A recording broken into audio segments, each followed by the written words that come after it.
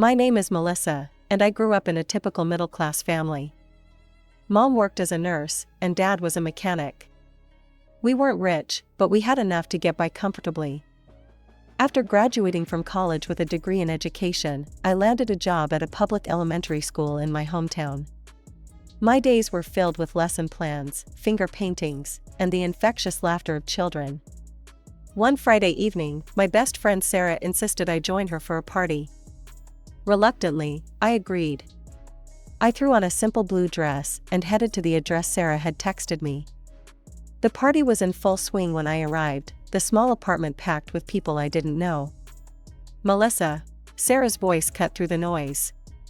She appeared at my side, grinning widely. "I'm so glad you came. There's someone I want you to meet." Before I could protest, she was dragging me through the crowd. We stopped in front of a tall, handsome man with dark hair and warm brown eyes. "Melissa, this is Jack," Sarah said, practically beaming. "Jack, meet my best friend, Melissa." Jack smiled and extended his hand. "Nice to meet you, Melissa. Sarah's told me a lot about you." We fell into an easy conversation about my job, his work as a software developer, and our shared love of old movies. Before I knew it, hours had passed, and the party was winding down. As I was getting ready to leave, Jack approached me. "I really enjoyed talking to you tonight, Melissa. Would you like to grab coffee sometime?" My heart skipped a beat. "I'd like that," I replied, trying to keep my voice steady. We exchanged numbers, and I left the party feeling giddy. The next day, I woke up to a text from Jack. "Good morning, Melissa. How about that coffee? Are you free this afternoon?" I replied quickly, and we made plans to meet at a local cafe. That coffee date was the beginning of something special. Over the next few weeks, Jack and I saw each other regularly. We went to movies, tried new restaurants, and took long walks in the park. With each date, I felt myself falling for him more and more. One evening, about a month after we met, Jack took me to a fancy restaurant for dinner. As we finished our meal, he reached across the table and took my hand. "Melissa," he said, his eyes serious. "I really like you. I was wondering if you'd like to be my girlfriend?" My heart soared. "Yes, Jack. I'd love to be your girlfriend." Jack was everything I'd ever wanted in a partner, kind, funny, and supportive. One evening, as we cuddled on my couch watching an old black and white film, I turned to Jack. "Have you told your parents about us?" I asked, trying to keep my tone casual. Jack's body tensed slightly. "Not yet," he replied, his eyes fixed on the TV screen. "I haven't found the right moment. I'll tell them when the time is right." I wanted to press the issue, but something in Jack's demeanor made me hold back. Instead, I snuggled closer to him, pushing my concerns to the back of my mind. The next week, I invited Jack to dinner at my parents' house. Mom and Dad had been asking to meet him for weeks, and I was excited for them to get to know the man I was falling in love with. "Mom, Dad, this is Jack," I said, beaming as we walked into the living room. My parents welcomed Jack warmly.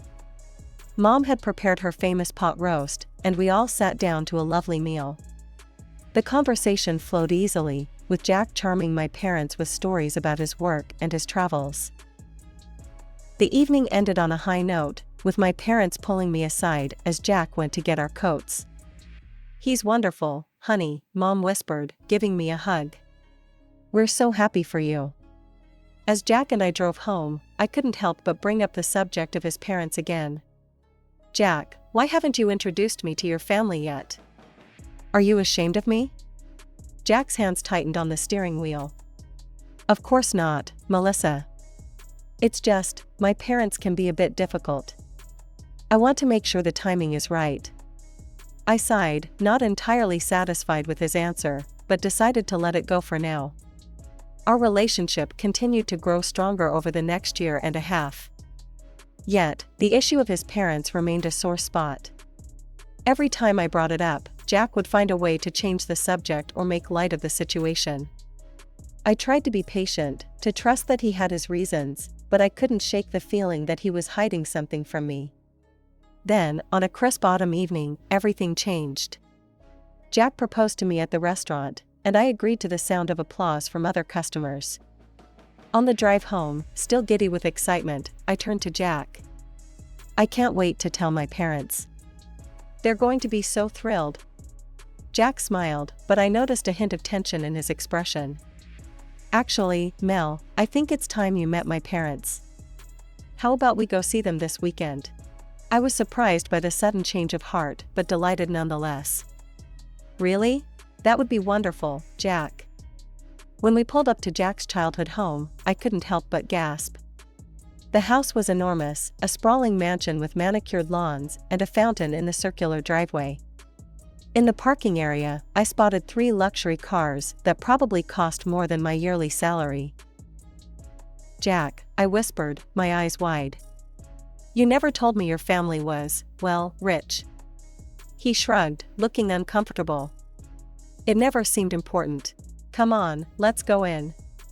As we approached the front door, it swung open to reveal a statuesque woman with perfectly coiffed hair and an expensive-looking suit. "Jack, darling," she exclaimed, pulling him into a hug. Her eyes fell on me, and I saw a flicker of something, disappointment, cross her face. "And you must be Melissa," she said, her tone noticeably cooler. "I'm Victoria, Jack's mother. Please, come in." We followed her into a lavish living room where Jack's father, Richard, was waiting. He greeted us warmly, shaking my hand with a firm grip. "So, you're the young lady who's stolen our Jack's heart," he said with a smile. Victoria gestured for us to sit and then began her interrogation. "So, Melissa, tell us about yourself. What do you do for a living?" "I'm a teacher at Jefferson Elementary," I replied, trying to keep my voice steady. "I teach 3rd grade. Victoria's eyebrows rose. "A teacher? How quaint. And your family? What do they do?" I explained about my parents' occupations, watching as Victoria's expression grew more and more disapproving. By the time I finished, the atmosphere in the room was tense. Victoria smiled tightly. "Well, Melissa," she said, her voice dripping with false sweetness, "I must say, you're not quite what I had in mind for Jack. You're simply not the kind of girl I envisioned as a daughter-in-law." I felt as if I'd been slapped. Tears pricked at my eyes, but I refused to let them fall. Richard cleared his throat. "Victoria, that's enough. Jack is old enough to make his own decisions about who he wants to marry." Victoria pursed her lips, but said nothing more. The rest of the visit passed in uncomfortable small talk until Jack and I made our excuses to leave. As we drove home in silence, I finally let the tears fall. "They hate me, don't they?" I choked out. Jack reached over and took my hand. "They don't hate you, Mel. My mother, she's just very particular. That's why I put off this meeting for so long. I'm sorry you had to go through that." In the months following our engagement, Jack and I threw ourselves into wedding planning. We wanted a small, intimate ceremony with just our closest friends and family. However, Victoria had other ideas. One afternoon, as Jack and I were discussing potential venues, my phone rang. It was Victoria. "Melissa, dear," she said, her voice sickly sweet. "I've been thinking about your wedding. I've taken the liberty of contacting some of the finest venues in the city. Oh, and I have a list of at least 100 guests we simply must invite." I felt my stomach drop. "That's very kind of you, Victoria, but Jack and I were hoping for something smaller." "Nonsense," she interrupted. "My son is getting married. It has to be a grand affair. I want all my friends to see how happy he is." The next day, we met with Victoria to discuss the wedding plans. Jack was firm, explaining that we wanted a small ceremony and couldn't afford an extravagant affair. Victoria's face turned cold. "I see. Well, if that's how you feel, perhaps I should withdraw my offer to help. After all, it seems you two have it all figured out." Despite the tension, we stood our ground. In the end, we planned the wedding we wanted, a simple ceremony in a local park, followed by a reception at a charming restaurant. The morning of the wedding arrived, and I was a bundle of nerves. The ceremony was beautiful. Jack's eyes filled with tears as I walked down the aisle, and when we said our vows, I felt like my heart might burst with happiness. During the toasts, Victoria stood up, glass in hand. My stomach clenched, dreading what she might say. "Well," she began, her voice carrying across the room. "This certainly isn't the wedding I envisioned for my son. But I suppose we must make do with what we have." A shocked murmur ran through the guests. Victoria continued, her words becoming increasingly critical of the simple decorations, the food, and even my dress. With each word, I felt smaller and more humiliated. Finally, she turned her gaze directly to me. "I must say, I'm not entirely comfortable in this company. I think it's best if I take my leave early." With that, she set down her glass and swept out of the room, leaving a stunned silence in her wake. Our friends and family rallied around us, offering words of support and trying to lift the mood. Gradually, the party resumed, and by the end of the night, Victoria's dramatic exit was almost forgotten in the joy of celebration. After our honeymoon, Jack and I settled into married life in his apartment. However, my happiness was short-lived as Victoria began to make her presence felt in increasingly intrusive ways. One afternoon, I came home early from school to find Victoria in our living room, rearranging our furniture. I was shocked to see her there, especially since we hadn't given her a key. When Jack got home, I told him what had happened. He looked uncomfortable, but promised to talk to his mother about boundaries. However, Victoria's unexpected visits continued. She'd show up unannounced, always with some excuse about helping or checking on us. One day, as I was leaving for work, I overheard Victoria talking to our neighbor, Mrs. Johnson, in the hallway. I stopped short when I heard my name. "You know, you really should keep an eye on Melissa," Victoria was saying in a low voice. "She comes from a less desirable area. One can never be too careful with their jewelry." Over the next few weeks, I noticed a change in how some of our neighbors treated me. Friendly smiles were replaced with wary glances, and casual conversations in the elevator became awkward silences. It was clear that Victoria's words had had an effect. That evening, I broke down in tears as I told Jack what I'd overheard. He was angry and immediately confronted his mother, demanding she return the spare key she'd somehow obtained. Victoria's response was to play the victim, accusing me of turning her son against her. She began posting thinly veiled criticisms of me on social media, never mentioning me by name but making it clear who she was talking about. Then, one day, I was called into the principal's office at school. Mr. Thompson, my boss, looked uncomfortable as he slid an envelope across his desk to me. "Melissa, we received this, complaint about you," he said, his voice kind but concerned. Normally, we don't put much stock in anonymous letters, but given the nature of the accusations, I felt I should bring it to your attention. With trembling hands, I opened the envelope and read the letter. It was a litany of false accusations, everything from theft to inappropriate behavior with students.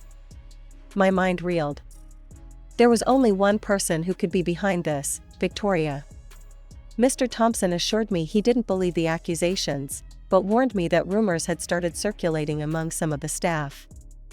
As I left his office, I could feel the stares of my colleagues, hear the whispers behind my back. As the months passed, what should have been joyous family gatherings turned into nightmarish ordeals. Every holiday, every family dinner became an opportunity for Victoria to belittle and humiliate me in front of Jack's friends and relatives. The breaking point came at a party Victoria hosted at her home. I'd worn a simple white skirt, feeling pretty and confident for once.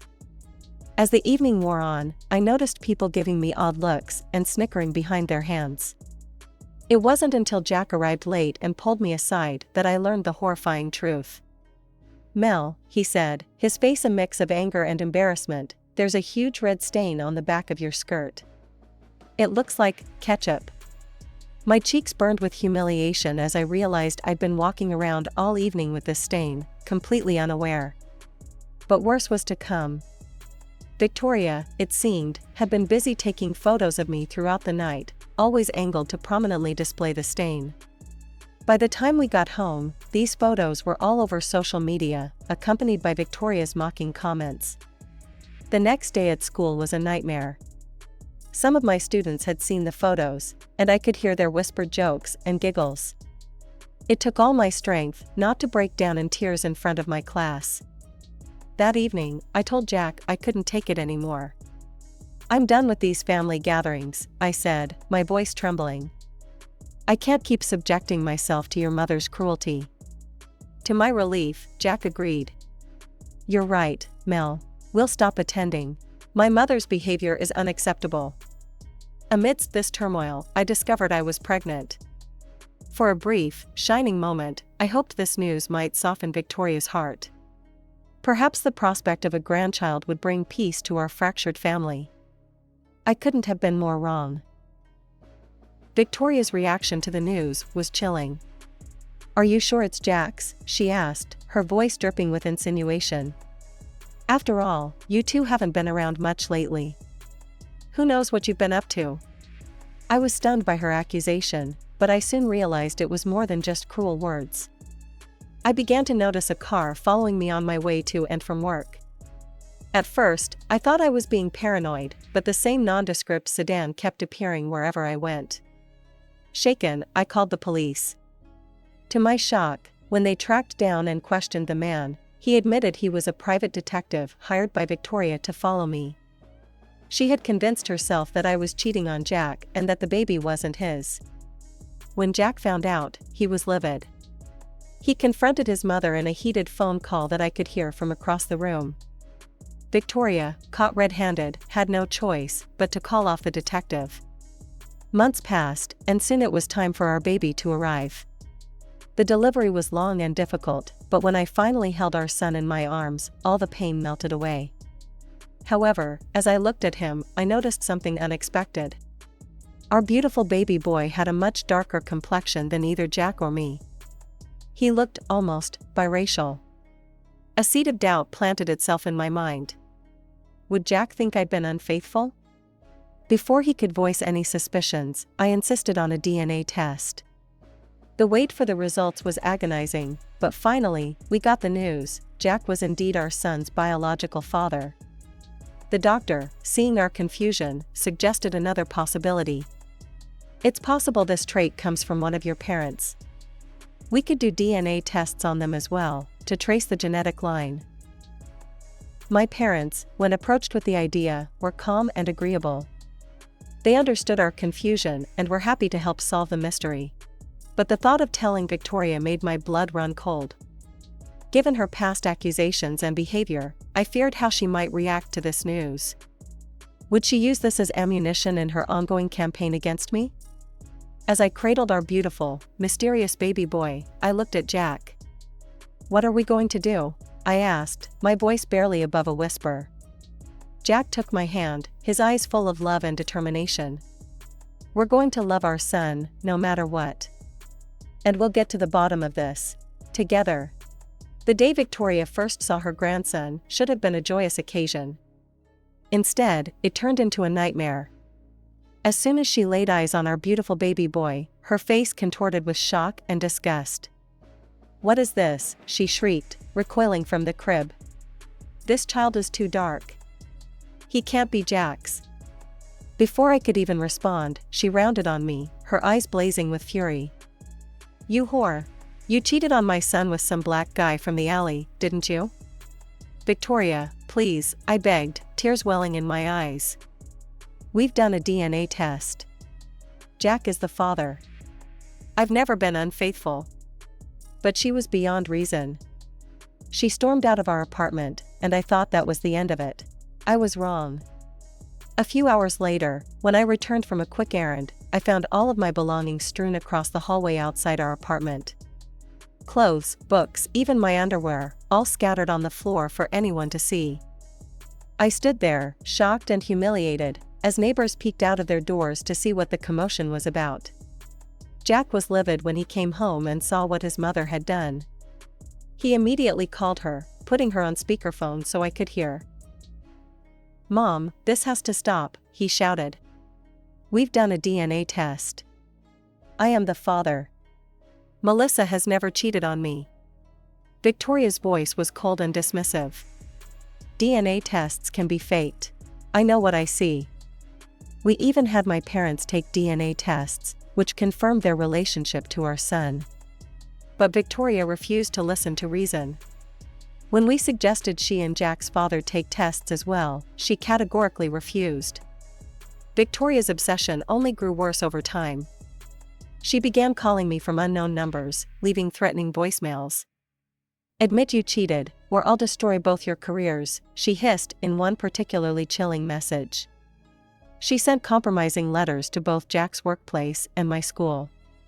The stress became so overwhelming that I had to quit my job and find a position at another school across town. But even that wasn't enough. Victoria's campaign of harassment escalated. She planted threatening letters in our mailbox. She even went so far as to hire actors to harass me in public, taking photos of these staged encounters and sending them to Jack as proof of my infidelity. One night, as we lay in bed, both too stressed to sleep, I turned to Jack. "I'm worried about your mother," I whispered.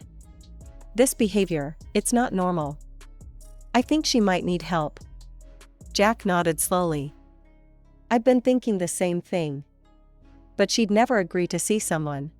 The next day, I decided to reach out to Jack's father, Richard. We met at a quiet cafe, away from prying eyes.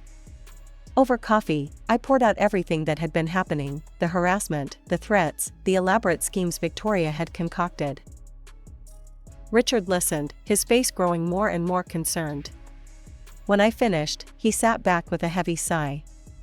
"I've noticed changes in her behavior," he admitted.